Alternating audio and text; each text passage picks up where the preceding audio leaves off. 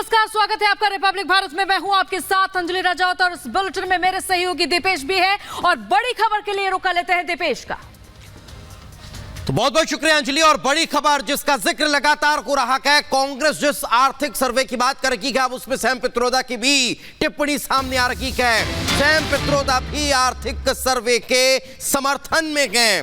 कांग्रेस नेता के सैम पित्रोदा और कह रहे हैं आर्थिक सर्वे होना चाहिए, लोकतंत्र में सबकी जरूरतें सुनिश्चित करेंगे, लोगों को अपनी आधी संपत्ति छोड़नी चाहिए। इतना कि नहीं, उन्होंने तो यहां तक कह दिया कि आयकर दर 50% तक बढ़ाना चाहिए। तो आयकर दर बढ़ाने की सलाह भी सैम पित्रोदा देते हुए नजर आ रहे हैं। तो कांग्रेस के नेता हैं और अब वो इस तरह की बातें कर रहे हैं।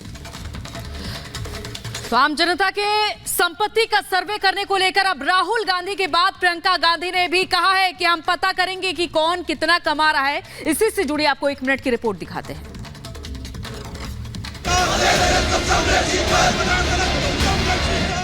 राहुल गांधी के बाद अब उनकी बहन और कांग्रेस नेता प्रियंका गांधी वाड्रा ने भी पार्टी के सत्ता में आने पर देश में आर्थिक सर्वे कराने का वादा किया है।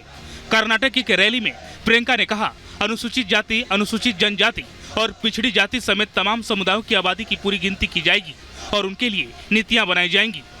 जैसे मेरे भाई हर जगह कहते हैं, पूरी गिनती की जाएगी पूरे देश में कि कौन किस जाति की कितनी कितनी आबादी है, सिर्फ आपकी नहीं लेकिन सबकी, और कौन कितना कमा रहा है। प्रियंका ने कहा कि आरक्षण की सीमा 50% से बढ़ाई जाएगी और SC/ST उप योजना लागू की जाएगी। SC/ST के लिए विशेष बजट जारी किया जाएगा और कड़ू गुल्ला समुदाय को ST का दर्जा दिया जाएगा। Bureau report, Republic Bharat.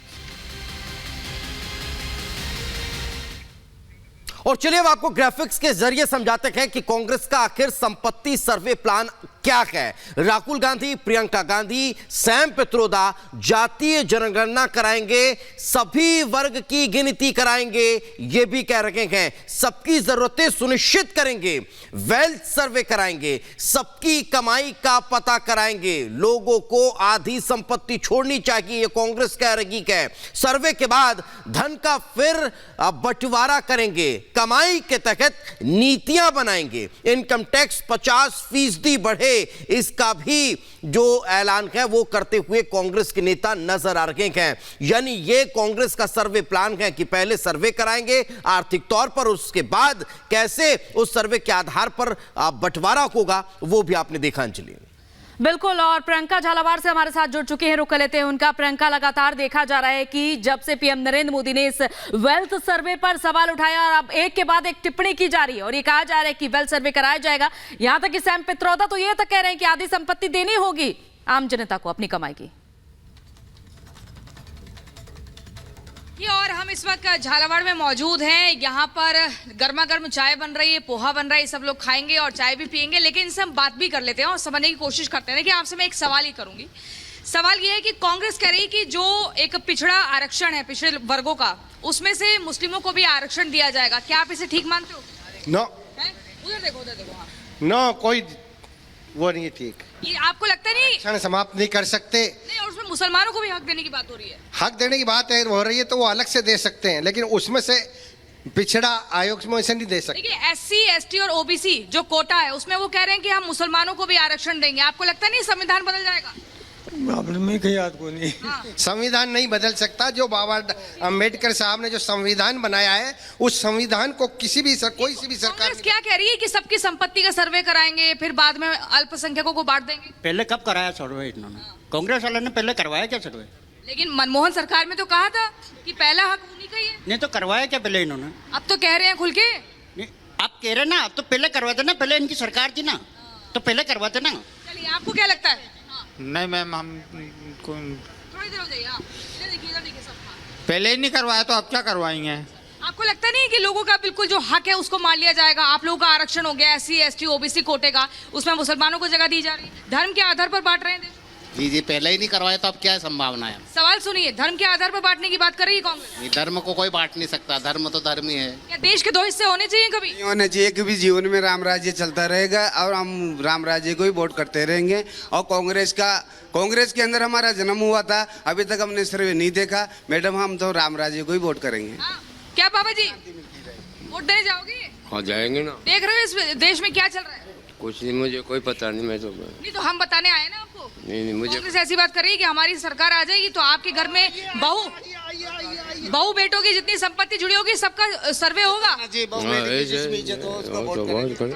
आपकी इज्जत हो रही है, हमारे बीच में आप खड़े हैं तो आपकी इज्जत हो रही है। तो जिस सरकार में नारी का सम्मान हो, नारी का सम्मान। बताओ आप लोगों के घर में कितना पैसा है, कितना चांदी है, सोना है, ये सब अगर कोई सरकार देश की बन जाए वो चेक करेगी और फिर दूसरों में बांट दे, कैसा लगेगा?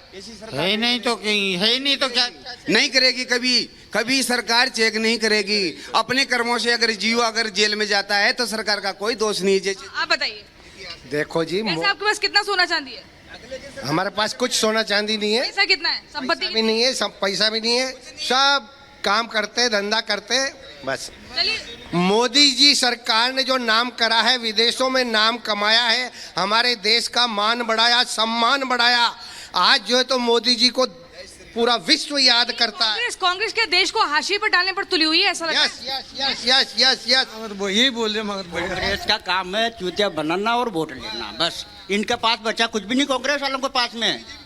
जी बिल्कुल, यानी प्रियंका समझा जा सकता है कि आम लोग भी अब इसको लेकर अपनी नाराजगी व्यक्त करते हुए नजर आ रहे हैं। आगे बढ़ते हैं। प्रधानमंत्री नरेंद्र मोदी ने कांग्रेस के मैनिफेस्टो पर न सिर्फ सवाल खड़े किए बल्कि उसकी सच्चाई से भी आम जनता को रूबरू करवाया। प्रधानमंत्री नरेंद्र मोदी ने इस विपक्ष के मैनिफेस्टो को लेकर, कांग्रेस के मैनिफेस्टो को लेकर न सिर्फ उनके आर्थिक सर्वे पर सवाल खड़े किए बल्कि बंटवारे की सोच का भी जिक्र किया। देखिए रिपोर्ट।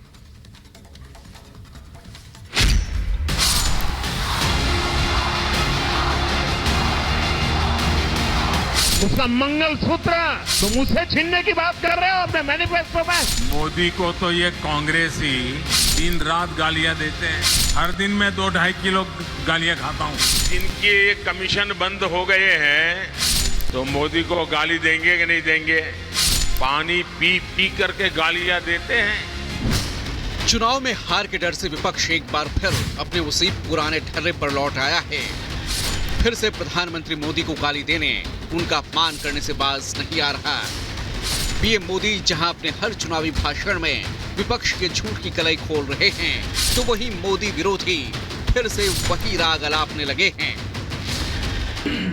अचानक 20 तारीख को उनकी भाषा बदल गई। विश्वगुरु से स्वघोषित विश्वगुरु से विश्वगुरु बन गए। इस बौखलाहट की वजह पीएम का मंगलसूत्र वाला वो बयान है। पीएम ने कांग्रेस का मैनिफेस्टो खंगाल कर उन पर अटैक किया तो अब